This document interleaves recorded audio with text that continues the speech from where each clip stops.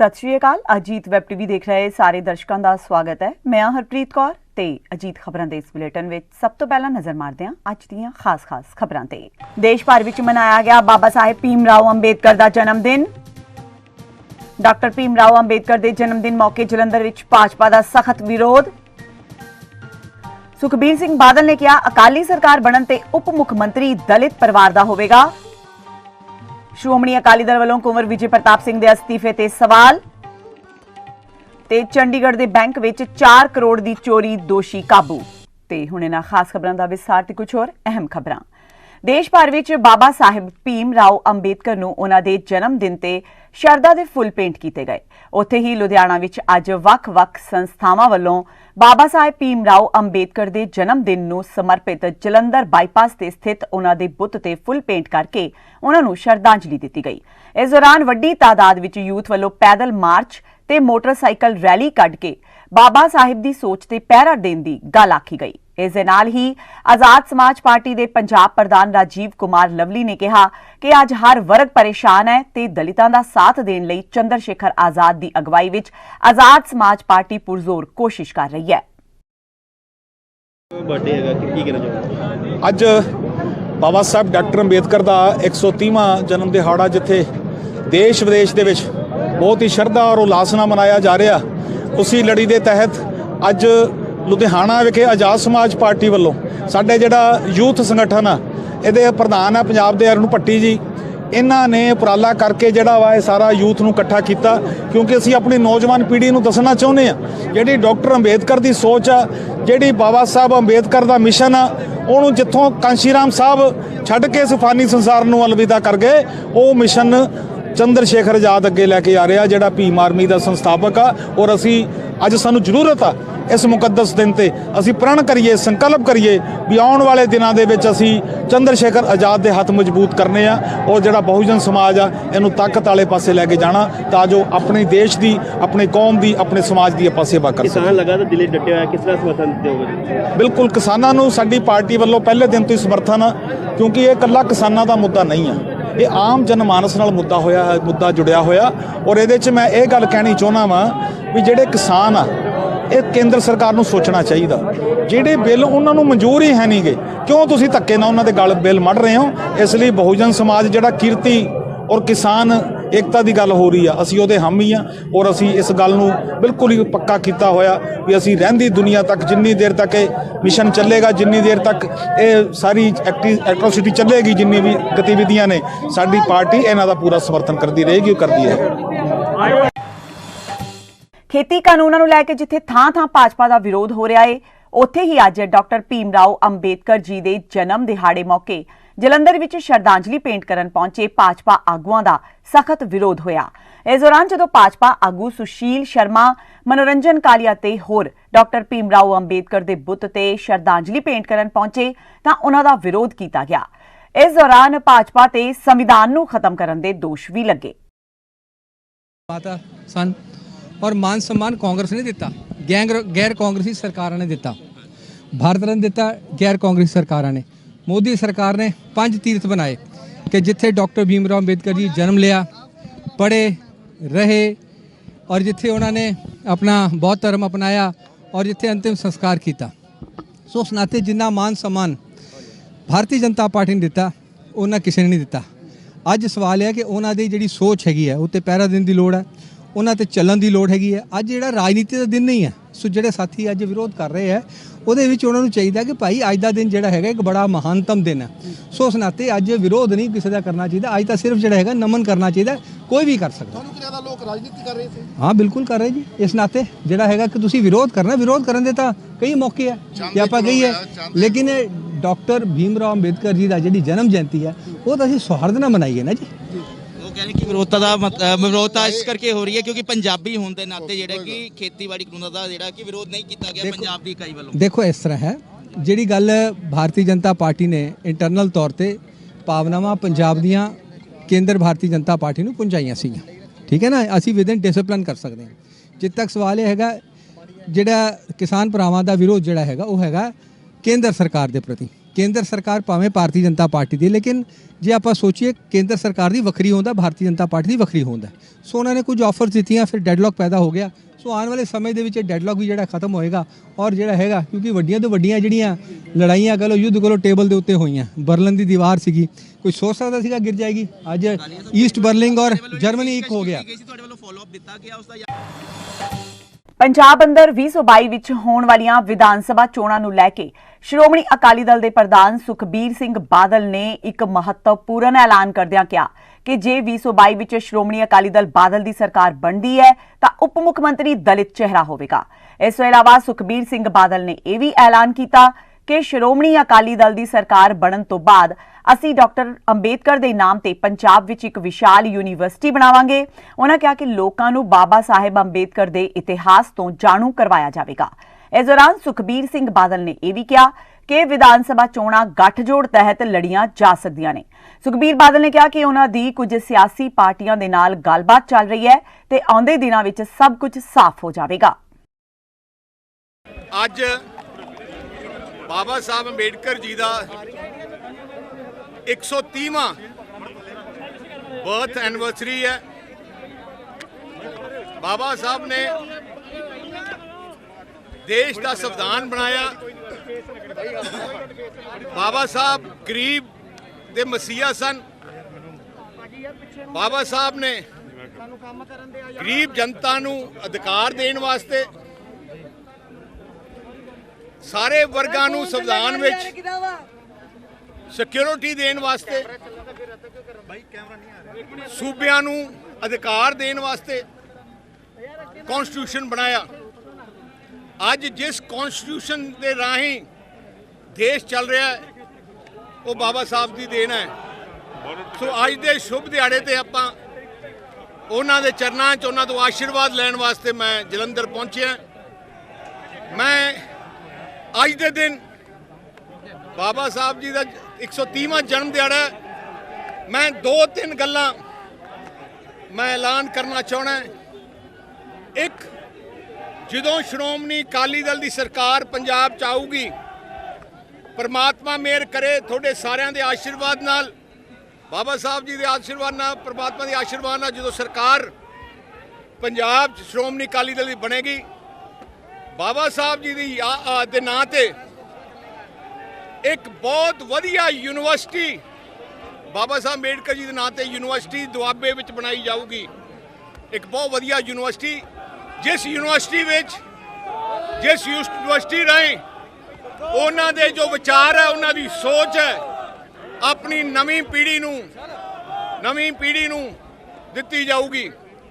ਦੂਜਾ ਵੱਡਾ ਐਲਾਨ, ਸ਼੍ਰੋਮਣੀ ਅਕਾਲੀ ਦਲ ਪਰਮਾਤਮਾ ਮਿਹਰ ਕਰੇ ਸਰਕਾਰ ਬਣਾਏ ਤੇ ਜੋ ਡਿਪਟੀ ਸੀਐਮ ਹੈ ਅਸੀਂ ਦਲਿਤ ਪਰਿਵਾਰ ਚੋਂ ਲਵਾਂਗੇ, ਐਸਸੀ ਪਰਿਵਾਰ ਚੋਂ ਅਸੀਂ ਇੱਕ ਡਿਪਟੀ ਸੀਐਮ ਪੰਜਾਬ ਦਾ ਬਣਾਵਾਂਗੇ।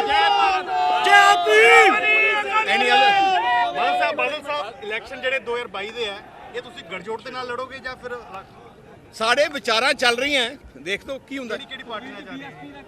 ਮੇਰਾ ਮਤਲਬ ਹੈ ਕਈ ਪਾਰਟੀਆਂ ਨਾਲ ਸਾਡੀ ਗੱਲ ਚੱਲ ਰਹੀ ਹੈ, ਜਦੋਂ ਫਾਈਨਲ ਹੋਇਆ ਤੁਹਾਨੂੰ ਦੱਸ ਦਾਂਗੇ। ਬਾਦਲ ਸਾਹਿਬ ਉਹ ਸਾਰਾ ਡਰਾਮਾ ਹੈ, ਫਿਕਸਡ ਮੈਚ ਹੈ। ਆ ਕੈਪਟਨ ਦੇ ਉਹਦੇ ਵਿੱਚ ਜਾਣ ਕੇ ਸਾਰਾ ਡਰਾਮਾ ਕਰੀ ਜਾਂਦਾ। ਸ਼੍ਰੋਮਣੀ ਅਕਾਲੀ ਦਲ ਦੇ ਮੀਤ ਪ੍ਰਧਾਨ ਤੇ ਬੁਲਾਰੇ ਡਾਕਟਰ ਦਲਜੀਤ ਸਿੰਘ ਚੀਮਾ ਨੇ ਇੱਕ ਪ੍ਰੈਸ ਕਾਨਫਰੰਸ ਨੂੰ ਸੰਬੋਧਨ ਕਰਦਿਆਂ ਕਿਹਾ ਕਿ ਬਰਗਾੜੀ ਕਾਂਡ ਮਾਮਲੇ ਵਿੱਚ ਪੰਜਾਬ ਸਰਕਾਰ ਸ਼ੁਰੂ ਤੋਂ ਹੀ ਸਿਆਸੀ ਖੇਡ ਰਹੀ ਸੀ। ਮੁੱਖ ਮੰਤਰੀ ਦੇ ਬਿਆਨ ਵੀ ਮੰਦਭਾਗੇ ਸਨ, ਜਿਸ ਤੋਂ ਉਹਨਾਂ ਦਾ ਸਿਆਸੀ ਨਜ਼ਰੀਆ ਸਾਹਮਣੇ ਨਜ਼ਰ ਆ ਜਾਂਦਾ ਹੈ। ਉਹਨਾਂ ਕਿਹਾ ਕਿ ਜਾਂਚ ਟੀਮ ਵਿੱਚ ਸ਼ਾਮਲ ਅਧਿਕਾਰੀ ਕੁੰਵਰ ਵਿਜੇ ਪ੍ਰਤਾਪ ਸਿੰਘ ਦਾ ਅਸਤੀਫਾ ਵੀ ਸ਼ੱਕ ਦੇ ਘੇਰੇ ਵਿੱਚ ਹੈ, ਜੋ ਹਾਈ ਕੋਰਟ ਨੂੰ ਚੁਣੌਤੀ ਦੇ ਰਿਹਾ ਹੈ। ਉਹਨਾਂ ਅਸਿੱਧੇ ਇਸ਼ਾਰੇ ਨਾਲ ਕਿਹਾ ਕਿ ਚੋਣਾਂ ਨੇੜੇ ਪਹਿਲਾਂ ਵੀ ਬਹੁਤੇ ਅਧਿਕਾਰੀਆਂ ਵੱਲੋਂ ਅਸਤੀਫੇ ਦੇ ਕੇ ਚੋਣਾਂ ਲੜੀਆਂ ਜਾਂਦੀਆਂ ਰਹੀਆਂ ਨੇ। ਹਾਲਾਂਕਿ ਇਹ ਹਰ ਉਸ ਅਧਿਕਾਰੀ ਦਾ ਅਧਿਕਾਰ ਵੀ ਹੈ, ਪਰ ਹੁਣ ਜੇ ਮਾਣਯੋਗ ਹਾਈ ਕੋਰਟ ਦੇ ਫੈਸਲੇ ਤੋਂ ਤੁਰੰਤ ਬਾਅਦ ਬਰਗਾੜੀ ਕਾਂਡ ਮਾਮਲੇ ਦਾ ਆਈਜੀ ਪੱਧਰ ਦਾ ਜਾਂਚ ਅਧਿਕਾਰੀ ਅਸਤੀਫਾ ਦਿੰਦਾ ਹੈ ਤਾਂ ਉਸ ਦੀ ਜਾਂਚ ਰੱਦ ਕਿਉਂ ਕੀਤੀ ਗਈ, ਤਾਂ ਇਹ ਬਹੁਤ ਗੰਭੀਰ ਮਸਲਾ ਹੈ। ਕੁਝ ਪਾਰਟੀਆਂ ਬਹੁਤ ਨੀਵੇਂ ਦਰਜੇ ਦੀ ਰਾਜਨੀਤੀ ਧਾਰਮਿਕ ਸਥਾਨਾਂ ਦੇ ਉੱਤੇ ਕਰ ਰਹੀਆਂ ਨੇ। ਮੈਂ ਉਹਨਾਂ ਨੂੰ ਚੇਤਾਵਨੀ ਦਿੰਦਾ ਕਿ ਉਹਨਾਂ ਨੂੰ ਇਹਨਾਂ ਗੱਲਾਂ ਤੋਂ ਗੁਰੇਜ਼ ਕਰਨਾ ਚਾਹੀਦਾ। ਖਾਸ ਤੌਰ ਤੇ ਮੈਨੂੰ ਨਾਮ ਲੈਣ ਤੇ ਕੋਈ ਇਤਰਾਜ਼ ਨਹੀਂ, ਆਮ ਆਦਮੀ ਪਾਰਟੀ ਇੱਕ ਸਿਸਟਮੈਟਿਕ ਤਰੀਕੇ ਨਾਲ ਟ੍ਰੇਨਿੰਗ ਦੇ ਕੇ ਬੰਦੇ ਖੜੇ ਕੀਤੇ ਜਾਂਦੇ ਆ। ਜਦੋਂ ਕੋਈ ਸ਼ਖਸੀਅਤ ਮੱਥਾ ਟੇਕਣ ਜਾਂਦੀ ਹੈ ਕਿ ਉੱਥੇ ਤੁਸੀਂ ਜਾ ਕੇ ਪ੍ਰੋਟੈਸਟ ਕਰਨਾ, ਉੱਥੇ ਇਹ ਦੇਣਾ, ਇਹ ਗੁਰੂ ਘਰ ਦਾ ਨਰਾਦਰ। ਇਹਦੇ ਪਿੱਛੇ ਮੈਂ ਕੇਜਰੀਵਾਲ ਨੂੰ ਸਾਫ਼ ਤੌਰ ਤੇ ਕਹਿਣੀ ਚਾਹੁੰਦਾ ਕਿ ਇਹ ਤੈਨੂੰ ਧਰਮ ਦੀ ਜਿਹੜੀ ਆ ਇਸ ਤਰੀਕੇ ਬੇਅਦਬੀ ਕਰਨ ਦੀ ਆਗਿਆ ਸੰਗਤ ਨੇ ਜ਼ਿਆਦਾ ਦਿਨ ਨਹੀਂ ਦਿੱਤੀ। ਮੈਂ ਸ਼ਰੇਆਮ ਨੂੰ ਕਹਿੰਦਾ ਕਿਉਂਕਿ ਇਹ ਬਦਮਾਸ਼ੀ ਹੁੰਦੀ ਹੈ। ਕਦੀ ਅੱਜ ਤੱਕ ਸਾਡੇ ਰਿਵਾਜ ਨਹੀਂ ਕਿ ਗੁਰੂ ਘਰ ਗਏ ਕਿਸੇ ਬੰਦੇ ਦੇ ਖਿਲਾਫ ਵੀ ਇੱਦਾਂ ਬੋਲੇ। ਗੁਰੂ ਘਰ ਤੋਂ ਬਾਅਦ ਜਾ ਕੇ ਕੁਝ ਮਰਜ਼ੀ ਕਰੇ। ਡੈਮੋਕ੍ਰੇਟਿਕ ਕੰਟਰੀ ਹੈ, ਕਿਸੇ ਦੇ ਨਾਅਰੇ ਲਾਉਣੇ ਆ, ਕਿਸੇ ਨੂੰ ਕੁਛ ਹੋਰ ਕਰਨਾ, ਬਾਹਰ ਕਰੋ। ਗੁਰੂ ਦੇ ਤਖਤ ਦੇ ਉੱਤੇ ਜੇ ਕੋਈ ਇੱਦਾਂ ਇਹ ਸ਼ੋਅ ਇੱਦਾਂ ਕੀਤਾ ਜਾਂਦਾ ਜਾਣਬੁੱਝ ਕੇ ਕਿ ਸ਼ਾਇਦ ਉੱਥੇ ਸੰਗਤ ਸੀ, ਸੰਗਤ ਨਹੀਂ ਹੁੰਦੀ। ਸੰਗਤ ਹਰ ਜਗ੍ਹਾ ਹੁੰਦੀ ਹੈ, ਬਾਕੀ ਜਗ੍ਹਾ ਨਹੀਂ ਨਾਅਰੇ ਲੱਗਦੇ। ਪਤਾ ਕਿ ਵੀਆਈਪੀ ਮੂਵਮੈਂਟ ਹੈ। ਪਿਛਲੀ ਵਾਰੀ ਤੁਸੀਂ ਬਾਹਰ ਝੰਡੀਆਂ ਦਿਖਾਈਆਂ ਜਦੋਂ ਤਖਤਾਂ ਤੋਂ ਅਸੀਂ ਮਾਰਚ ਸ਼ੁਰੂ ਕੀਤੇ, ਇਹਨਾਂ ਦੀ ਐਮਐਲਏ ਨੇ ਰੀਡ ਕੀਤਾ, ਲੋਕਾਂ ਨੇ ਉਦੋਂ ਵੀ ਬੁਰਾ ਭਲਾ ਕਿਹਾ ਕਿ ਤੁਹਾਡਾ ਕੋਈ ਰਾਈਟ ਨਹੀਂ ਹੈ ਕਿ ਉਹ ਤਖਤ ਤੋਂ ਜਾ ਰਹੇ ਸੀ, ਪਰ ਉਹ ਗੁਰਦੁਆਰੇ ਤੋਂ ਬਾਹਰ ਸੀ। ਹੁਣ ਇਹਨਾਂ ਦੇ ਕਿਉਂਕਿ ਇਹਨਾਂ ਦੇ ਕੇਜਰੀਵਾਲ ਦੀ ਉੱਥੇ ਹਾਜ਼ਰੀ ਦੇ ਵਿੱਚ ਇੱਕ ਸਾਜ਼ਿਸ਼ ਦਿੱਲੀ 'ਚ ਬੈਠ ਕੇ ਘੜੀ ਜਾਂਦੀ ਹੈ ਵੀ ਧਰਮ ਸਥਾਨ ਦੇ ਅੰਦਰ ਬੰਦੇ ਕਿਵੇਂ ਖੜੇ ਕਰਨੇ ਆ, ਉਹਨਾਂ ਦੇ ਲਿਖਿਆ ਕੀ ਜਾਊਗਾ, ਸਾਨੂੰ ਸਾਰੀ ਜਾਣਕਾਰੀ ਇਸ ਗੱਲ ਉਹ ਦੇਸ਼ ਦੇ ਕੇ ਭੇਜਦਾ। ਉਹ ਅਪਮਾਨ ਕਰਾ ਰਿਹਾ ਕੇਜਰੀਵਾਲ ਇਸ ਵੇਲੇ ਜਿਹੜਾ ਹੈਗਾ ਇਹ ਗੁਰੂ ਘਰਾਂ ਦਾ। ਇਹਨਾਂ ਲੋਕਾਂ ਦੀ ਸਾਜ਼ਿਸ਼ ਹੈ, ਇਹ ਬਹੁਤ ਵੱਡਾ ਮੈਂ ਕਹਿੰਦਾ ਗੁਰੂ ਘਰ ਦਾ ਨਰਾਦਰ ਹੈ। ਤੇ ਆਪ ਦੇ ਵਰਕਰ ਸੀ ਜਾਂ ਹੋਰ 100% ਇਹਨਾਂ ਦੇ ਪੇਡ ਹੁੰਦਾ ਸਭ ਕੁਝ। ਮੈਂ ਓਪਨਲੀ ਇਹਨਾਂ ਨੂੰ ਕਹਿੰਦਾ ਕਿ ਇਹਨਾਂ ਗੱਲਾਂ 'ਚ ਨਾ ਜਾਓ। ਅੱਗੇ ਵੀ ਜਦੋਂ ਹਾਲਾਤ ਪੰਜਾਬ ਦੇ ਖਰਾਬ ਹੋਏ ਸੀ, ਕੁਝ ਪਾਰਟੀਆਂ ਨੇ ਇਸ ਤਰ੍ਹਾਂ ਦੇ ਕੰਮ ਕੀਤੇ ਸੀ। ਕਿਸੇ ਨੇ ਮੰਦਰਾਂ 'ਚ ਪੁੱਛਾਂ ਸਟਾਈਆਂ, ਕਿਸੇ ਨੇ ਬੀੜੀਆਂ ਸਟਾਈਆਂ। ਇਹ ਉਸ ਤਰ੍ਹਾਂ ਦੀ ਗੰਦੀ ਰਾਜਨੀਤੀ ਆਮ ਆਦਮੀ ਪਾਰਟੀ ਕਰ ਰਹੀ ਹੈ, ਇਹਨੂੰ ਨਹੀਂ ਕਰਨੀ ਚਾਹੀਦੀ। ਬੜੀ ਰਾਜਨੀਤੀ ਵਾਸਤੇ ਖੁੱਲ੍ਹੀ ਥਾਂ ਹੈ, ਓਪਨ ਪੇਡ ਚਾਹੋ ਨਾ। ਹੁਣ ਇਲੈਕਸ਼ਨ ਹੈ, ਆ ਲੋਕਲ ਗਵਰਨਮੈਂਟ ਦੀਆਂ ਇਲੈਕਸ਼ਨਾਂ ਸੀ, ਸਥਾਨਕ ਸੰਸਥਾਵਾਂ ਦੀਆਂ, ਉੱਥੇ ਨਹੀਂ ਦੱਸੇ, ਉੱਥੇ ਜੋ ਹੁੰਦੇ ਨਾ ਉੱਥੇ ਦੱਸਦੇ ਲੋਕਾਂ ਨੂੰ ਕਹਿ ਕੇ। ਇਹ ਪ੍ਰਭਾਵ ਦਿੱਤਾ ਜਾਂਦਾ ਕਿ ਦੇਖੋ ਜੀ, ਕਿਉਂਕਿ ਪਹਿਲਾਂ ਵੀ ਪਿਛਲੀ ਵਾਰੀ ਇਸ਼ੂ ਜਿਹੜਾ ਬਣਾਇਆ ਗਿਆ ਸੀਗਾ ਇਹ ਧਾਰਮਿਕ ਬਣਾਇਆ ਗਿਆ ਸੀ। ਹੁਣ ਵੀ ਸਾਰਾ 4 ਸਾਲਾਂ ਤੋਂ ਬਿਲਡ ਕੀਤਾ ਜਾ ਰਿਹਾ ਸੀ ਕਿ ਇਹਨੂੰ ਇਲੈਕਸ਼ਨ ਦੇ ਟਾਈਮ ਤੇ ਅਸੀਂ ਵਰਤਾਂਗੇ। ਦੋਨੇ ਪਾਰਟੀਆਂ 'ਚ ਇੱਕ ਮੁੱਠਾ। ਇਸ ਕਰਕੇ ਹੁਣ ਇਹਨਾਂ ਨੂੰ ਲੱਗਿਆ ਕਿ ਜੇ ਉਧਰ ਹਾਈ ਕੋਰਟ ਦੀ ਜੱਜਮੈਂਟ ਆ ਗਈ, ਇਨਵੈਸਟੀਗੇਸ਼ਨ ਕੁਐਸ਼ ਹੋ ਗਈ, ਤੇ ਹੁਣ ਇਹਨਾਂ ਨੂੰ ਲੱਗਿਆ ਕਿ ਦੂਜਾ ਪੱਤਾ ਖੇਡੋ ਕਿ ਅਕਾਲੀਆਂ ਦੇ ਖਿਲਾਫ ਇਦਾਂ ਦਾ ਰੋਸ ਹੈ ਕਿ ਇਹਨਾਂ ਨੂੰ ਧਾਰਮਿਕ ਸਥਾਨਾਂ ਦੇ ਵਿੱਚ ਲੋਕੀ ਵੰਡ ਦਿੰਦੇ। ਕਿੰਨੀ ਸ਼ਰਮ ਵਾਲੀ ਗੱਲ ਹੈ ਜੇ ਤੁਸੀਂ ਗੁਰੂ ਘਰਾਂ ਦੇ ਵਿੱਚ ਇਦਾਂ ਦੇ ਕੰਮ ਕਰਾਓਗੇ ਪੋਲੀਟੀਕਲ ਪਾਰਟੀਆਂ, ਤੇ ਕੀ ਮਰਿਆਦਾ ਰਹਿ ਜਾਏਗੀ ਗੁਰੂ ਘਰਾਂ ਦੀ? ਬਹੁਤ ਸ਼ਰਮ ਵਾਲੀ ਗੱਲ ਹੈ, ਇਹਨੂੰ ਕੰਡੈਮ ਕਰੋ। ਅੱਛਾ, ਇੱਕ ਨਵਜੋਤ ਸਿੰਘ ਸਿੱਧੂ ਦੇ ਦੌਰੇ ਬਾਰੇ ਕੀ ਸਮਝਦੇ ਹੋ? ਉਹਨਾਂ ਨੇ ਉੱਥੇ ਗੁਰਜਵਾਰ ਸਿੰਘ ਜਿਹੜਾ ਕੀੜਾ ਮਾਰਿਆ, ਆਪਣੀ ਸਰਕਾਰ ਪੁਰਾਣੀ ਸਰਕਾਰ ਦੇ ਟੇਢੇ ਢੰਗ ਨਾਲ ਉਹਨਾਂ ਨੇ ਇਸ਼ਾਰਿਆਂ 'ਚ ਦੋਸ਼ ਲਾਏ ਵੀ ਅੱਜ ਇਨਸਾਫ ਨਹੀਂ ਮਿਲਿਆ 6 ਸਾਲਾਂ 'ਚ। ਦੇਖੋ ਮੈਂ ਸਮਝਦਾ ਕਿਉਂਕਿ ਗੁਰੂ ਘਰ ਜਾ ਕੇ ਨਤਮਸਤਕ ਹੋਵੇ ਤਾਂ ਕੋਈ ਗੱਲ ਨਹੀਂ, ਲੇਕਿਨ ਜੇ ਤੁਸੀਂ ਕੋਈ ਇਸ ਗੱਲ ਦੇ ਉੱਤੇ ਇਸ਼ੂ ਬਣਾਉਣ ਵਾਸਤੇ ਗਏ ਹੋ, ਇਹ ਵਧੀਆ ਗੱਲ ਵੀ ਨਹੀਂ, ਕਿਉਂਕਿ ਤੁਸੀਂ 2 ਸਾਲ ਮੰਤਰੀ ਰਹੇ ਹੋ ਸਰਕਾਰ। ਅੱਜ ਦੀ ਤਰੀਕ 'ਚ ਵੀ ਤੁਸੀਂ ਸਰਕਾਰ ਦਾ ਹਿੱਸਾ। ਹੁਣ ਹਾਈ ਕੋਰਟ ਦੀ ਜੱਜਮੈਂਟ ਆ ਗਈ ਤੇ ਤੁਸੀਂ ਤੁਰ ਪਏ ਵੱਖਰੇ, ਵੀ ਸ਼ਾਇਦ ਹੁਣ ਵੱਖਰੀ ਸੁਰ ਲਾਪਣ ਦਾ ਫਾਇਦਾ ਹੈਗਾ। ਮੈਂ ਤਾਂ ਹੀ ਕਹਿੰਦਾ ਹੈਰਾਨੀ ਇਹ ਗੱਲ ਦੀ ਕਿ ਗੁਰੂ ਘਰ ਦੇ ਗੁਰੂ ਗ੍ਰੰਥ ਸਾਹਿਬ ਦੇ ਨਾਂ 'ਤੇ ਕਿੰਨੀ ਕੁ ਰਾਜਨੀਤੀ ਕਰੋ। You are still part of the government, MLA ਹੋ ਤੁਸੀਂ, 2 ਸਾਲ ਤੁਸੀਂ ਮੰਤਰੀ ਰਹਿ ਗਏ, ਤੇ ਕਿੰਨੀ ਵਾਰੀ ਗਏ ਬਤੌਰ ਮੰਤਰੀ ਤੁਸੀਂ ਉੱਥੇ ਮੱਥਾ ਟੇਕਣ? ਗੁਰੂ ਘਰ ਤਾਂ ਉਦੋਂ ਦਾ ਹੀ ਹੈ ਨਾ, ਪਹਿਲਾਂ ਦਾ ਹੀ ਹੈ। ਕਿੰਨੀ ਵਾਰੀ ਬਤੌਰ ਮੰਤਰੀ ਤੁਸੀਂ ਮੱਥਾ ਟੇਕਣ ਗਏ? ਕੀ ਤੁਸੀਂ ਉਦੋਂ ਬਤੌਰ ਮੰਤਰੀ ਕੀਤਾ? ਪਰ ਹੁਣ ਕਿਉਂਕਿ ਪਤਾ ਜਿੱਦਣ ਜੱਜਮੈਂਟ ਆਉਣੀ ਹੈ, ਪਹਿਲਾਂ ਹੀ ਸਾਰਿਆਂ ਦੀਆਂ ਲੱਤਾਂ ਹਿੱਲਣ ਲੱਗ ਗਈਆਂ ਕਿ ਉਦੋਂ ਸਾਨੂੰ ਬੜੀਆਂ ਗੱਲਾਂ ਦੇ ਜਵਾਬ ਦੇਣੇ ਪੈਣੇ, ਤੇ ਵੱਖਰੇ ਹੋ ਜਾਓ, ਸੌਖਾ ਕੰਮ। ਟਪੂਸੀ ਮਾਰੋ ਦੂਜੇ ਪਾਸੇ, ਉੱਧਰ ਜਾ ਕੇ ਜਿਹੜੇ ਭੀੜ ਦੇ ਅੱਗੇ ਜਾ ਕੇ ਰੌਲਾ ਪਾਉਣਾ ਸ਼ੁਰੂ ਕਰ ਦਿਓ। ਪਰ ਹੁਣ ਲੋਕੀ ਸੰਗਤ ਜਿਹੜੀ ਹੈ ਸਮਝ ਗਈ ਹੈ, ਇਹ ਕੰਮ ਜ਼ਿਆਦਾ ਦੇਰ ਚੱਲਣੇ ਨਹੀਂ। ਸਵਾਗਤ ਕਰ ਦਾਂਗੇ ਕਹਿੰਦੇ ਦੇਸ਼ ਜਿੱਧਰ ਹੁੰਦੇ ਆ ਤਾਂ ਇਹ ਕਹਤਾ ਜੀ ਸਿੱਧੂ ਸਾਹਿਬ। ਮੈਂ ਤੇ ਨਹੀਂ ਸਮਝ ਆਉਂਦੀ ਵੀ ਇਹਨਾਂ ਬੰਦਿਆਂ ਨੂੰ ਆਪਣੇ ਜੀਵਨ ਬਾਰੇ ਸੋਚਦੇ ਕਿਉਂ ਨਹੀਂ? ਵੀ ਇਹ ਕਿਸੇ ਪਾਰਟੀ 'ਚ ਬੈਠੇ ਹੋਣ, ਦੂਜੀਆਂ ਪਾਰਟੀਆਂ ਵਾਲੇ ਇਹਨਾਂ ਦਾ ਸਵਾਗਤ ਹੀ ਕਰਦੇ ਰਹਿੰਦੇ ਆ। ਨਹੀਂ, ਵਫਾਦਾਰੀ ਕਿੱਥੇ ਆ? ਮੈਨੂੰ ਕੋਈ ਕਵੇ ਕਿ ਫਲਾਣੀ ਪਾਰਟੀ 'ਚ ਤੇਰਾ ਨਾਮ ਵੱਜਦਾ, ਮੈਨੂੰ ਡੁੱਬ ਕੇ ਮਰ ਜਾਣਾ ਚਾਹੀਦਾ ਵੀ ਮੇਰੀ ਪਾਰਟੀ ਨਾਲ ਕਮਿਟਮੈਂਟ ਕੀ ਰਹਿ ਗਈ। ਇਹ ਕਦੀ ਰੈਕਟ ਨਹੀਂ ਕਰਦੇ ਇਸ ਗੱਲ ਨੂੰ, ਸਾਰੀਆਂ ਪਾਰਟੀਆਂ ਇਹਨਾਂ ਨੂੰ ਕਲੇਮ ਕਰੀ ਜਾਂਦੀਆਂ ਰਹਿੰਦੀਆਂ। ਤੇ ਖੜੇ ਕਿੱਥੇ ਕਿਸੇ ਨਾਲ ਹੈ ਵੀ ਕਿ ਨਹੀਂ? ਜਿੱਥੇ ਖੜੇ ਹੁੰਦੇ ਆ ਉਹਨੂੰ ਦਬਾਅ ਨਹੀਂ ਹੁੰਦਾ, ਮੇਰੇ ਨਾਲ ਖੜੇ ਆ, ਦੂਜੇ ਸਾਰੇ ਸਵਾਗਤ ਕਰਦੇ ਹੁੰਦੇ ਇਹਨਾਂ ਦਾ। ਤੇ ਕੀ ਇਹਨਾਂ ਦੀ ਕਿਸ ਤਰ੍ਹਾਂ ਦੇ ਬੰਦੇ ਆ, ਮੈਨੂੰ ਸਮਝ ਨਹੀਂ ਲੱਗਦਾ। ਕਿਸੇ ਲੀਡਰ ਦੇ ਉੱਤੇ ਉਹਦੀ ਵਫਾਦਾਰੀ ਤੇ ਮਾੜੀ ਦਾ ਵੀ ਕੁਐਸਚਨ ਉੱਠਦਾ, ਉਹ ਸ਼ਰਮ ਮਹਿਸੂਸ ਕਰਦਾ, ਉਹ ਗੱਲ ਪੈਂਦਾ ਦੂਜੇ ਦੇ ਵੀ ਕਿਹਨੇ ਕਿਹਾ ਵੀ ਮੈਂ ਮੇਰੇ ਬਾਰੇ ਇਸ ਤਰ੍ਹਾਂ ਦੀ ਗੱਲ, ਤੇ ਕੋਈ ਫਿਕਰ ਹੀ ਨਹੀਂ। ਉਸ ਤੋਂ ਕਹਿ ਡਿਨਾਈ ਵੀ ਨਹੀਂ ਕਰ ਰਹੇ ਕਿਤੇ ਆ ਕੇ ਮੈਂ ਨਹੀਂ ਜਾਣਾ ਕਿਸੇ ਪਾਰਟੀ 'ਚ। ਮੈਂ ਤਾਂ ਆਪ ਹੈਰਾਨ ਹਾਂ, ਮੈਂ ਤਾਂ ਹੀ ਤਾਂ ਕਿਹਾ। ਵੀ ਸਾਰੀਆਂ ਪਾਰਟੀਆਂ ਦਾ ਸਾਰਾ ਸਾਲ ਭਾਈ ਪੁੱਛੀ ਜਾਣਾ ਕਿਤੇ ਦੁਕਾਨ ਪਾ ਕੇ ਬਹਿ ਵੀ ਜਾਓ ਕਿਤੇ ਜਿੱਥੇ ਜਵਾਬਦੇਹੀ ਖਤਮ ਹੋ ਗਈ ਲੱਗਦਾ ਵੀ ਹੁਣ ਇੱਥੇ ਜਵਾਬ ਦੇਣਾ ਪੈਣਾ ਤੇ ਨਾਲ ਦੀ ਨਾਲ ਹੀ ਰੇਹੜੀ ਅੱਗੇ ਲੈ ਜਾਓ ਇਹ ਵੀ ਕਿਹੜੀ ਸਾਡੇ ਵੱਲ ਤਾਂ ਨਹੀਂ ਕੁਛ ਰਿਹਾ ਇੱਧਰ ਆਉਣ ਦਾ ਨਹੀਂ ਸਾਡੇ ਨਹੀਂ ਆਏ ਸਾਡੇ ਪੱਕੇ ਹੀ ਆ ਸਾਡੇ ਫੂੜੀ ਬਾਗੇ ਜਿੱਥੇ ਬੈਠੇ ਆ ਜਿਹੜੇ ਬੈਠੇ ਪੱਕੇ ਹੀ ਆ ਅੱਛਾ ਦਿੱਲੀ ਚੋਣਾਂ ਬਾਰੇ ਪਾਰਟੀ ਚੰਡੀਗੜ੍ਹ ਵਿੱਚ ਐਕਸਿਸ ਬੈਂਕ ਵਿੱਚੋਂ ਚੋਰੀ ਕਰਨ ਵਾਲੇ ਗਾਰਡ ਨੂੰ ਅੱਜ ਗ੍ਰਿਫਤਾਰ ਕਰ ਲਿਆ ਗਿਆ ਹੈ। ਦੋਸ਼ੀ ਸੁਨੀਲ ਕੁਮਾਰ ਨੂੰ ਮਨੀ ਮਾਜਰਾ ਤੋਂ ਗ੍ਰਿਫਤਾਰ ਕੀਤਾ ਗਿਆ। ਸੁਨੀਲ ਕੁਮਾਰ ਨੇ ਐਕਸਿਸ ਬੈਂਕ ਵਿੱਚੋਂ 4 ਕਰੋੜ ਰੁਪਏ ਚੋਰੀ ਕੀਤੇ ਸਨ। ਇਸ ਨੂੰ ਚੰਡੀਗੜ੍ਹ ਦੀ ਸਭ ਤੋਂ ਵੱਡੀ ਚੋਰੀ ਕਿਹਾ ਜਾ ਰਿਹਾ ਹੈ। ਇਸ ਬਾਰੇ ਪੁਲਿਸ ਅਧਿਕਾਰੀਆਂ ਨੇ ਦੱਸਿਆ ਕਿ ਦੋਸ਼ੀ ਸੁਨੀਲ ਕੁਮਾਰ ਨੂੰ ਮਨੀ ਮਾਜਰਾ ਤੋਂ ਗ੍ਰਿਫਤਾਰ ਕੀਤਾ ਗਿਆ। ਉਹ ਐਕਸਿਸ ਬੈਂਕ ਵਿੱਚ ਗਾਰਡ ਸੀ ਤੇ 4 ਕਰੋੜ ਦੇ ਕਰੀਬ ਰੁਪਏ ਚੋਰੀ ਕਰ ਲਏ ਗਏ ਸਨ। ਉਹ ਪਿਛਲੇ 4 ਸਾਲਾਂ ਤੋਂ ਇਸੇ ਬੈਂਕ ਵਿੱਚ ਕੰਮ ਕਰ ਰਿਹਾ ਸੀ। पुलिस ने दस्सिया कि दोषी कोलों 3.14 लाख के करीब रुपए बरामद हुए ने। 11 अप्रैल को axis bank sector 34A branch है, उसमें RBI करेंसी चेस्ट है जो एक्सिस बैंक मैनेज करता है। एंड उस करेंसी चेस्ट से कुछ पैसों की चोरी हुई थी। शक इनिशियली वहाँ का एक गार्ड था जो चोरी के बाद गायब हो गया था, उस पे था। तो इसके अकॉर्डिंग फिर FIR नंबर 60 दर्ज हुई थी पुलिस स्टेशन 34 में। और पुलिस फोर्स इस काम में लग गई थी कि जल्दी से जल्दी इस केस को सॉल्व किया जाए। क्राइम ब्रांच की टीम ने इसमें सफलता हासिल की है और जो गार्ड गायब हुआ था उसको पकड़ने में समर्थ हुई है। एंड जो पैसा चोरी करके ले गया था वो जो हमको बैंक ने बताया था FIR में, उसको रिकवर करने में समर्थ हुई है। तो क्राइम ब्रांच का ये बहुत अच्छा कैच है कि हमने जल्द ही, जिससे पहले वो चोर अपने पैसे को कहीं इधर उधर कर देता और या इस तरीके से कर देता कि उसकी रिकवरी ना हो, उसको पकड़ के और जो चोरी हुआ है उसको रिकवर करने में समर्थ हुई है टीम।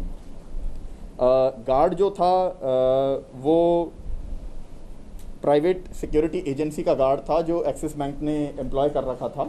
एंड उसी ने रात को चोरी करी थी ये, एंड वही इसको लेके भाग गया था। उसने अपना मोबाइल फ़ोन और जो भी नॉर्मल तरीका होता है किसी को पकड़ने का वो सब इंश्योर किया था कि इस तरीके से पकड़ा ना जाए, तो वो बहुत ज़्यादा किसी के टच में भी नहीं था और उसने अपना मोबाइल फ़ोन सिम विम सब डिस्कार्ड कर दिए थे। इसके बावजूद क्राइम ब्रांच की टीम है उसने सोशल मीडिया मॉनिटरिंग, जो हमारा अक्यूज था वो सोशल मीडिया पे थोड़ा एक्टिव था, सोशल मीडिया मॉनिटरिंग से कुछ की इन्फॉर्मेशन निकाली जिससे कुछ चीज़ें पता लगी कि ये इस एरिया में हो सकता है। फिर उस एरिया में जाके एक वो जो ट्रेडिशनल पुलिसिंग होती है कि पूरे एरिया की छानबीन करना, वो करते हुए क्राइम ब्रांच ने ह्यूमन इंट जनरेट की और इस ही इंट की वजह से ये सफलता क्राइम ब्रांच को मिली है। मैं मेरी टीम को बहुत बहुत बधाई देना चाहता हूँ, बिकॉज एक होता है कि आप किसी आदमी को कहीं वहाँ घर पे बैठा है उसको पकड़ लो या उसकी मोबाइल ट्रैकिंग से पकड़ लो, लेकिन जब ये दोनों ही चीज़ ना हो और फिर किसी आदमी को पकड़ना बहुत मुश्किल काम है, जो एक क्राइम ब्रांच ने करके दिखाया है।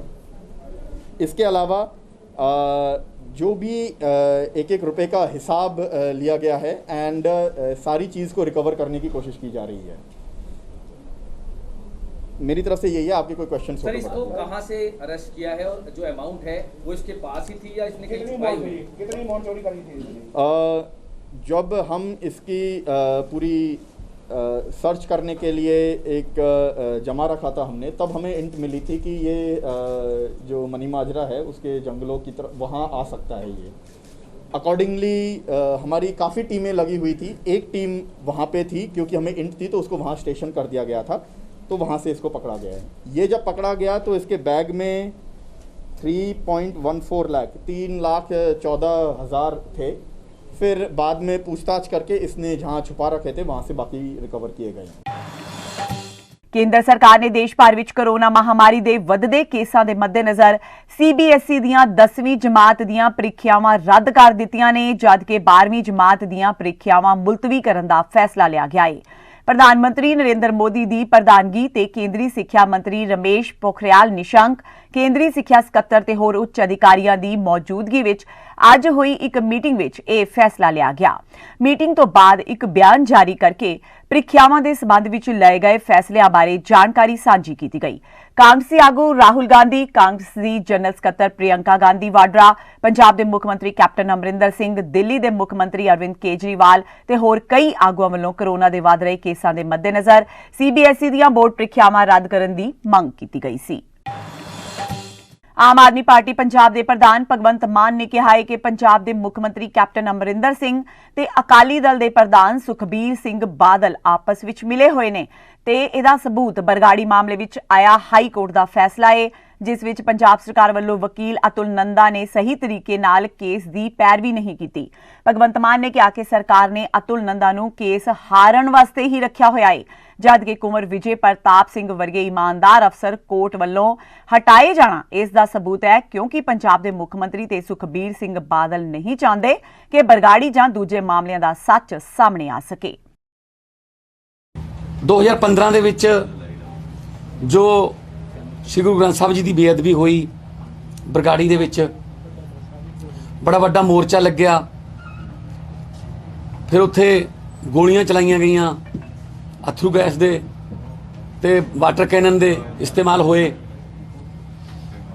ਉਹਦੇ ਵਿੱਚ 2 ਸ਼ਹੀਦੀਆਂ ਵੀ ਹੋਈਆਂ, ਜ਼ਖਮੀ ਵੀ ਹੋਏ ਬਹੁਤ, ਤੇ ਜਾਂਚ ਦੀ ਗੱਲ ਉੱਠੀ। ਖੈਰ 2015 ਤੋਂ 2017 ਤੱਕ ਕੀ ਜਾਂਚ ਜਿਹਦੀ ਮੰਗ ਕਰ ਸਕਦੇ ਸੀ, ਕਿਉਂਕਿ ਜਿਨ੍ਹਾਂ ਦੇ ਨਾਂ ਦੋਸ਼ੀਆਂ 'ਚ ਆਉਂਦੇ ਆ ਉਹੀ ਸਰਕਾਰ ਦੇ ਵਿੱਚ ਸੀਗੇ। ਇਸ ਕਰਕੇ ਉਹਨਾਂ ਨੇ ਜਸਟਿਸ ਜੋਰਾ ਸਿੰਘ ਦੀ ਜਿਹੜੀ ਰਿਪੋਰਟ ਸੀ ਉਹਨੂੰ ਕੂੜੇਦਾਨ 'ਚ ਹੀ ਸੁੱਟਤਾ, ਮਤਲਬ ਉਸ ਰਿਪੋਰਟ ਨੂੰ ਰਿਸੀਵ ਕਰਨਾ ਵੀ ਵਾਜਬ ਨਹੀਂ ਸਮਝਿਆ। ਤਾਂ ਕੈਪਟਨ ਸਾਹਿਬ ਨੇ ਗੁਟਕਾ ਸਾਹਿਬ ਦੀ ਸਹੁੰ ਖਾਧੀ ਸੀ ਕਿ ਮੈਂ ਸਰਕਾਰ ਬਣਨ ਦੇ ਇੱਕ ਹਫ਼ਤੇ ਦੇ ਵਿੱਚ ਦੋਸ਼ੀਆਂ ਨੂੰ ਸਜ਼ਾ ਦੇ ਦੇਣੀ ਹੈ। ਉਹਨਾਂ ਨੇ ਜਸਟਿਸ ਰਣਜੀਤ ਸਿੰਘ ਦੀ ਅਗਵਾਈ 'ਚ ਕਮਿਸ਼ਨ ਬਿਠਾਤਾ। 1 ਸਾਲ ਪੂਰਾ ਉਹਦੇ 'ਚ ਲੰਘਿਆ। ਜਸਟਿਸ ਰਣਜੀਤ ਸਿੰਘ ਦੀ ਜਿਹੜੀ ਰਿਪੋਰਟ ਸੀ ਉਹਦਾ ਵਿਧਾਨ ਸਭਾ 'ਚ ਟੇਬਲ ਕੀਤੀ ਗਈ, ਉਹਦਾ ਲਾਈਵ ਟੈਲੀਕਾਸਟ ਦੇਖਿਆ ਹੋਣਾ ਸਾਰਿਆਂ ਨੇ। ਉੱਥੇ ਕਈ ਮੰਤਰੀ ਬੋਲੇ ਬੜੀ ਉੱਚੀ ਉੱਚੀ ਆਵਾਜ਼ 'ਚ ਕਿ ਅਸੀਂ ਇਨਸਾਫ ਦੇਣਾ ਹੀ ਦੇਣਾ, ਇਨਸਾਫ ਦਵਾਵਾਂਗੇ। ਫਿਰ SIT ਬਣਾਈ ਕੁੰਵਰ ਵਿਜੇ ਪ੍ਰਤਾਪ ਦੀ ਅਗਵਾਈ 'ਚ। ਉਹਨਾਂ ਨੇ ਬਹੁਤ ਮਿਹਨਤ ਕਰਕੇ, ਬਹੁਤ ਜੋਖਿਮ ਲੈ ਕੇ ਤੱਥ ਇਕੱਠੇ ਕੀਤੇ, ਸਬੂਤ ਇਕੱਠੇ ਕੀਤੇ। ਉੱਥੇ ਜਾ ਕੇ ਗੱਲਾਂ ਕੀਤੀਆਂ, ਲੋਕਾਂ ਨੂੰ ਪੁੱਛਿਆ ਕਿਵੇਂ ਸੀ, ਕੌਣ ਸੀ, ਕੀ ਸੀ। ਅਣਪਛਾਤੀ ਪੁਲਿਸ ਤੇ ਜਿਹੜਾ ਪਰਚਾ ਦਰਜ ਸੀ ਉਹਨੂੰ ਵੀ ਲੱਭਿਆ। ਪੁਲਿਸ ਕਦੇ ਅਣਪਛਾਤੀ ਨਹੀਂ ਹੁੰਦੀ। ਹੋਮ ਮਿਨਿਸਟਰ ਨੂੰ ਜਾਂ SSP ਨੂੰ ਜਾਂ ਸਾਰਾ ਪਤਾ ਹੁੰਦਾ ਕਿਹੜੀ ਫੋਰਸ ਕਿੱਥੇ ਜਾ ਰਹੀ ਹੈ। ਤੇ ਉਸ ਤੋਂ ਬਾਅਦ ਜਦੋਂ 9 ਚਲਾਨ ਵੀ ਪੇਸ਼ ਹੋ ਗਏ ਤਾਂ ਅਚਾਨਕ 3 ਸਾਲਾਂ ਬਾਅਦ ਉਹਨਾਂ ਦੀ ਕੀਤੀ ਕਰਾਈ ਜਿਹੜੀ ਖੂਹ 'ਚ ਪਾ ਕੇ ਰੱਖਤੀ। ਬਾਦਲਾਂ ਤੇ ਕੈਪਟਨ ਅਮਰਿੰਦਰ ਸਿੰਘ ਦੇ ਆਪਸੀ ਗੱਠਜੋੜ ਨੇ, ਆਪਸ 'ਚ ਰਲੇ ਹੋਏ ਨੇ। ਮੈਂ ਕਦੋਂ ਦਾ ਕਹੀ ਜਾਂਦਾ ਰਲੇ ਹੋਏ ਨੇ ਤੇ ਹੁਣ ਤਾਂ ਫਿਰ ਕੋਈ ਮੈਨੂੰ ਸਬੂਤ ਦੇਣ ਦੀ ਲੋੜ ਨਹੀਂ। ਇਹ ਤੋਂ ਵੱਡਾ ਸਬੂਤ ਕੁਝ ਹੋ ਨਹੀਂ ਸਕਦਾ ਕਿ ਆਪਸ ਦੇ ਵਿੱਚ ਇਹ ਰਲੇ ਹੋਏ ਨੇ। ਤੇ ਅਚਾਨਕ ਹੀ ਹਾਈ ਕੋਰਟ ਵੱਲੋਂ ਫੈਸਲਾ ਆਉਂਦਾ ਹੈ ਕਿ SIT ਦਾ ਜਿਹੜਾ ਰਿਪੋਰਟ ਆ ਉਹ ਖਾਰਜ ਕੀਤੀ ਜਾਂਦੀ ਹੈ ਤੇ ਇਹ ਪੁੱਛ ਲਿਆ ਜਾਂਦਾ ਹੈ ਪੰਜਾਬ ਸਰਕਾਰ ਦੇ ਵਕੀਲਾਂ ਨੂੰ ਕਿ ਜੀ ਤੁਸੀਂ CBI ਦੀ ਜਾਂਚ ਪਸੰਦ ਕਰੋਗੇ, ਹਰਿਆਣਾ ਪੁਲਿਸ ਦੀ, ਜਾਂ ਫਿਰ ਇੱਕ ਨਵੀਂ SIT ਜਿਹਦੇ ਵਿੱਚ ਕੁੰਵਰ ਵਿਜੇ ਪ੍ਰਤਾਪ ਨਹੀਂ ਹੋਣੇ ਚਾਹੀਦੇ। ਤੁਹਾਨੂੰ ਸੁਣ ਕੇ ਹੈਰਾਨੀ ਹੋਊਗੀ, ਪੰਜਾਬ ਸਰਕਾਰ ਦੇ ਜਿਹੜੇ ਵਕੀਲ ਉਹ ਕਹਿੰਦੇ ਜੀ SIT ਅਸੀਂ ਬਣਾਵਾਂਗੇ, ਆਹ ਫੈਸਲਾ ਕਰ ਦਿਓ। ਹੁਣ ਜਦੋਂ ਹਾਈ ਕੋਰਟ ਦੇ ਫੈਸਲਾ ਦਿੱਤਾ, ਜਦੋਂ ਹਾਈ ਕੋਰਟ ਨੂੰ ਤੁਸੀਂ ਸਲਾਹ ਨਾਲ, ਤੁਹਾਡੀ ਸਲਾਹ ਨਾਲ ਇਹ ਤੁਸੀਂ ਚੁਣਿਆ ਰਸਤਾ, ਤਾਂ ਹੁਣ ਤੁਸੀਂ ਇਹਨੂੰ ਚੈਲੰਜ ਕਿਵੇਂ ਕਰੋਗੇ ਸੁਪਰੀਮ ਕੋਰਟ 'ਚ? ਉਹ ਕਹਿਣਗੇ ਤੁਹਾਡੀ ਕੰਸੈਂਟ ਨਾਲ ਤਾਂ ਹੋਇਆ ਇਹ। ਔਰ ਅਤੁਲ ਨੰਦਾ ਜਿਹੜਾ ਕਿ ਐਡਵੋਕੇਟ ਜਨਰਲ ਹੈ, ਜਿਹੜਾ ਕਿ ਕੇਸ ਹਾਰਨ ਵਾਸਤੇ ਰੱਖਿਆ ਹੋਇਆ ਪੰਜਾਬ ਸਰਕਾਰ ਨੇ, ਬੜੀ 150 ਵਕੀਲਾਂ ਦੀ ਫੌਜ ਹੈ, ਉਹ ਕੋਲੇ ਬਹਿ ਕੇ ਆਰਡਰ ਜਿਹੜਾ ਉਹ ਟਾਈਪ ਕਰਵਾ ਰਿਹਾ ਹੈ। ਫਿਰ ਤੁਸੀਂ ਇਨਸਾਫ ਦੀ ਉਮੀਦ ਕੀ ਕਰ ਸਕਦੇ ਹੋ? 4 ਸਾਲ ਲੰਘਾਤੇ ਜੀ। ਹੁਣ ਸੁਪਰੀਮ ਕੋਰਟ ਜਾਣਗੇ, ਸਾਲ ਉੱਥੇ ਲੰਘੂ। SIT ਬਣਾਉਣਗੇ, ਫਿਰ 4 ਸਾਲ ਉਹ 'ਚ ਲੰਘਣਗੇ। ਮਤਲਬ ਤੁਸੀਂ ਤੁਹਾਡੇ ਲਈ ਉਹ ਜਿਹੜੇ 2 ਸਿੰਘ ਸ਼ਹੀਦ ਹੋਏ ਉਹਨਾਂ ਦੀ ਜਾਨ ਦੀ ਕੋਈ ਕੀਮਤ ਨਹੀਂ, ਜਿਹੜੇ ਜ਼ਖਮੀ ਹੋ ਗਏ ਜਾਂ ਜਿਹੜੇ ਪੁਲਿਸ ਨੇ ਟੌਰਚਰ ਕਰਕੇ ਜਿਨ੍ਹਾਂ ਦੀ ਰੀੜ੍ਹ ਦੀਆਂ ਹੱਡੀਆਂ ਤੋੜਤੀਆਂ, ਉਹਨਾਂ ਜਿਉਂਦਿਆਂ 'ਚ ਨਾ ਮਰਿਆਂ 'ਚ, ਉਹਨਾਂ ਦੀ ਕੋਈ ਕੀਮਤ ਨਹੀਂ। ਤੁਸੀਂ ਲੋਕਾਂ ਨੂੰ ਕੀੜੇ ਮਕੌੜੀ ਸਮਝਦੇ ਹੋ। ਜਦੋਂ ਮਰਜ਼ੀ ਕੋਈ ਫੈਸਲਾ ਕਰਾ ਲਓਗੇ, ਜਦੋਂ ਮਰਜ਼ੀ ਬਰੀ ਹੋ ਜਾਓਗੇ। ਪੰਜਾਬ ਕਾਂਗਰਸ ਦੇ ਪ੍ਰਧਾਨ ਸੁਨੀਲ ਜਾਖੜ ਨੇ ਅੱਜ ਡਾਕਟਰ ਭੀਮ ਰਾਓ ਅੰਬੇਦਕਰ ਦੇ 130ਵੇਂ ਜਨਮ ਦਿਨ ਮੌਕੇ ਵਰਚੁਅਲ ਸੈਰੇਮਨੀ ਰਾਹੀਂ ਉਹਨਾਂ ਨੂੰ ਸ਼ਰਧਾਂਜਲੀ ਭੇਂਟ ਕੀਤੀ। ਇਸ ਮੌਕੇ ਸੁਨੀਲ ਜਾਖੜ ਨੇ ਕਿਹਾ ਕਿ ਡਾਕਟਰ ਭੀਮ ਰਾਓ ਅੰਬੇਦਕਰ ਨੇ ਜਾਤ-ਪਾਤ ਤੇ ਛੂਤ-ਛਾਤ ਦੇ ਵਿਰੋਧ ਕਰਕੇ ਦੇਸ਼ ਨੂੰ ਇਕਜੁੱਟ ਕੀਤਾ। ਉਹਨਾਂ ਦਾ ਯੋਗਦਾਨ ਕਿਸੇ ਤੋਂ ਲੁਕਿਆ ਹੋਇਆ ਨਹੀਂ ਹੈ। ਜਾਖੜ ਨੇ ਕਿਹਾ ਕਿ ਅਸੀਂ ਇਤਿਹਾਸ ਪੜ੍ਹ ਜ਼ਰੂਰ ਰਹੇ ਹਾਂ, ਪਰ ਇਸ ਤੋਂ ਕੁਝ ਵੀ ਸਿੱਖ ਨਹੀਂ ਰਹੇ। ਪੰਜਾਬ ਦੇ ਵਿਕਾਸ ਅੰਦਰ ਦਲਿਤ ਭਾਈਚਾਰੇ ਦਾ ਬਹੁਤ ਵੱਡਾ ਯੋਗਦਾਨ ਹੈ। ਜਲੰਧਰ ਦੇ ਸੰਤੋਸ਼ੀ ਨਗਰ ਵਿੱਚ ਗੈਸ ਨਾਲ ਭਰੇ ਸਿਲੰਡਰ ਦੇ ਫਟਣ ਕਾਰਨ ਇੱਕ ਵਿਅਕਤੀ ਦੀ ਮੌਤ ਹੋ ਗਈ ਤੇ ਕਈ ਲੋਕ ਗੰਭੀਰ ਰੂਪ ਵਿੱਚ ਜ਼ਖਮੀ ਹੋ ਗਏ। ਸਿਲੰਡਰ ਫਟਣ ਦੇ ਕਾਰਨਾਂ ਦਾ ਅਜੇ ਤੱਕ ਪਤਾ ਨਹੀਂ ਲੱਗ ਸਕਿਆ, ਪਰ ਇਹ ਕਿਹਾ ਗਿਆ ਹੈ ਕਿ ਸਿਲੰਡਰ ਖੇਤਰ ਵਿੱਚ ਗੈਰ ਕਾਨੂੰਨੀ ਢੰਗ ਨਾਲ ਵੇਚੇ ਗਏ ਸਨ। ਮ੍ਰਿਤਕ ਦੀ ਪਛਾਣ ਮੋਹਨ ਠਾਕੁਰ ਵਜੋਂ ਹੋਈ ਹੈ। ਥਾਣਾ ਰਾਮਾ ਮੰਡੀ ਦੇ SHO ਸੁਲੱਖਣ ਸਿੰਘ ਨੇ ਦੱਸਿਆ ਕਿ ਆਕਸੀਜਨ ਸਿਲੰਡਰ ਫਟਣ ਕਾਰਨ ਇੱਕ ਵਿਅਕਤੀ ਦੀ ਮੌਤ ਹੋ ਗਈ ਤੇ ਇੱਕ ਬੱਚੇ ਸਮੇਤ 3 ਲੋਕ ਬੁਰੀ ਤਰ੍ਹਾਂ ਜ਼ਖਮੀ ਹੋ ਗਏ, ਜਿਨ੍ਹਾਂ ਨੂੰ ਹਸਪਤਾਲ ਇਲਾਜ ਲਈ ਦਾਖਲ ਕਰਵਾਇਆ ਗਿਆ ਹੈ। ਜਦੋਂ ਉਹਨਾਂ ਨੂੰ ਸਿਲੰਡਰ ਫਟਣ ਬਾਰੇ ਪੁੱਛਿਆ ਗਿਆ ਤਾਂ ਉਹਨਾਂ ਕਿਹਾ ਕਿ ਇਸ ਦੀ ਜਾਂਚ ਕੀਤੀ ਜਾ ਰਹੀ ਹੈ। ਇੱਕ ਪਿੰਟੂ ਨਾਂ ਦਾ ਬੰਦਾ ਯੂਪੀ ਦਾ, ਉਹ ਕਿਤਾਬਾਂ ਦੇ ਕੰਮ ਕਰਦਾ। ਉਹਦੇ ਬ੍ਰਦਰ ਵੀ ਇੱਥੇ ਰਹਿੰਦੇ ਆ, ਜੂਸ ਦੀ ਰੇਹੜੀ ਲਾਉਂਦੇ ਆ। ਇਹ ਫਲੇਵਰ ਵਾਲਾ ਜੂਸ ਜਿਹੜਾ ਬਣਾ ਕੇ ਇਹ ਵੇਚਦੇ ਆ। ਉਹਦੇ ਸੰਬੰਧੀ ਜਿਹੜਾ ਆਕਸੀਜਨ ਦਾ ਸਿਲੰਡਰ ਮੰਗਵਾਉਂਦੇ ਉਹਦੇ ਨਾਲ ਬਣਾਉਂਦੇ ਆ। ਇਹਨਾਂ ਨੇ ਸਿਲੰਡਰ ਜਿਹੜਾ ਆਕਸੀਜਨ ਦਾ ਅੱਜ ਮੰਗਾਇਆ ਸੀ, ਤੇ ਜਦੋਂ ਇਹਨਾਂ ਦੇ ਘਰ ਦੇ ਲਾਗੇ ਆਇਆ ਬੰਦਾ ਦੇਣ ਵਾਸਤੇ ਤੇ ਉਹ ਸਿਲੰਡਰ ਫਟ ਗਿਆ। ਉਹਦੇ ਨਾਲ ਜਿਹੜਾ ਰੇਹੜੀ ਵਾਲਾ ਆਇਆ ਸੀ ਉਹਦੀ ਮੌਕੇ 'ਤੇ ਡੈਥ ਹੋ ਗਈ ਆ। ਤੇ ਪਿੰਟੂ ਜਿਹੜਾ ਆ ਉਹ ਵੀ ਜ਼ਖਮੀ ਹੋਇਆ ਤੇ ਉਹਦੀ ਵਾਈਫ ਵੀ ਜ਼ਖਮੀ ਹੋਈ ਤੇ ਬੱਚਾ ਵੀ ਜ਼ਖਮੀ ਹੋਇਆ। ਕਿਹਾ ਜਾ ਰਿਹਾ ਕਿ ਅੱਧਾ ਦਰਜਨ ਦੇ ਕਰੀਬ ਜਿਹੜੇ ਲੋਕ ਜ਼ਖਮੀ ਹੋ ਗਏ। ਨਹੀਂ, 3 ਬੰਦੇ ਹੀ ਆ ਜਿਨ੍ਹਾਂ ਨੂੰ ਜ਼ਖਮੀ ਹੋਏ ਆ, ਤੇ ਬਾਕੀ ਜਿਹੜਾ ਇੱਕ ਰੇਹੜੀ ਵਾਲਾ ਉਹਦੀ ਮੌਕੇ ਤੇ ਜਿਹੜੀ ਉਹ ਡੈਥ ਹੋ ਗਈ। ਪਰ ਇਲਾਕਾ ਨਿਵਾਸੀ ਵੱਲੋਂ ਦੱਸਿਆ ਜਾ ਰਿਹਾ ਕਿ ਜਿਹੜੇ ਸਿਲੰਡਰ ਅਵੈਧ ਰੂਪ ਤੋਂ ਮੰਗਵਾਏ ਜਾਂਦੇ ਸੀ ਔਰ ਇਹਨਾਂ ਦੀ ਇਹ ਸਿਲੰਡਰ ਜਿਹੜਾ ਆਕਸੀਜਨ ਸਿਲੰਡਰ ਆ, ਇਹ ਜਿਹੜੇ ਜੂਸ ਦੀਆਂ ਰੇਹੜੀਆਂ ਆਮ ਜਿਹੜੀਆਂ ਆ ਫਲੇਵਰ ਵਾਲੇ ਲਾਉਂਦੇ ਰੇਹੜੀਆਂ ਲਾਉਂਦੇ ਆ, ਉਹ ਇਹਨਾਂ ਨੂੰ ਯੂਜ਼ ਕਰਦੇ ਆ। ਤੇ ਹੁਣ ਕੌਣ ਕਰ ਸਕਦੇ ਨੇ, ਇਹ ਕੌਣ ਦੇ ਸਕਦਾ, ਇਹ ਤਾਂ ਵੈਰੀਫਾਈ ਕਰਦੇ ਆ। ਫੂਡ ਹਾਂਜੀ ਹਾਂ, ਇਹ ਤਾਂ ਜਿਹੜਾ ਮਸਲਾ ਇਹ ਵੀ ਦੇਖ ਰਹੇ ਧਿਆਨ 'ਚ, ਤੇ ਫੂਡ ਸਪਲਾਈ ਵਾਲਿਆਂ ਨੂੰ ਵੀ ਉਹਨਾਂ ਨਾਲ ਵੀ ਰਾਬਤਾ ਕਰਕੇ ਅਗਲਾ ਵੀ ਪ੍ਰੋਸੈਸ ਦੇਖਾਂਗੇ। ਬਾਕੀ ਤਸਦੀਕ ਚੱਲ ਰਹੀ, ਜਾਂਚ ਚੱਲ ਰਹੀ ਹੈ। ਪਰ ਸਰ ਜਿਸ ਤਰ੍ਹਾਂ ਇੱਥੇ ਬਲਾਸਟ ਹੋਇਆ ਆ, ਲੋਕਾਂ ਦੇ ਵਿੱਚ ਦਹਿਸ਼ਤ ਆ ਗਈ ਹੈ। ਉਹ ਕਹਿ ਰਹੇ ਆ ਕਿ ਇੱਥੇ ਜਿਹੜਾ ਇਲੀਗਲ ਤੌਰ ਤੇ ਇਸ ਤਰ੍ਹਾਂ ਦੇ ਕਈ ਸਿਲੰਡਰ ਇੱਥੇ ਵੇਚੇ ਜਾਂਦੇ। ਨਹੀਂ, ਇਸ ਤਰ੍ਹਾਂ ਦੀ ਕੋਈ ਗੱਲ ਨਹੀਂ ਹੈਗੀ। ਇਨਲੀਗਲ ਤੌਰ ਤੇ ਵੇਚਣ ਵਾਲੀ ਗੱਲ ਕੋਈ ਨਹੀਂ ਹੈਗੀ, ਕਿਉਂਕਿ ਲੇਬਰ ਟਾਈਪ ਲੋਕ ਇੱਥੇ ਰਹਿੰਦੇ ਆ।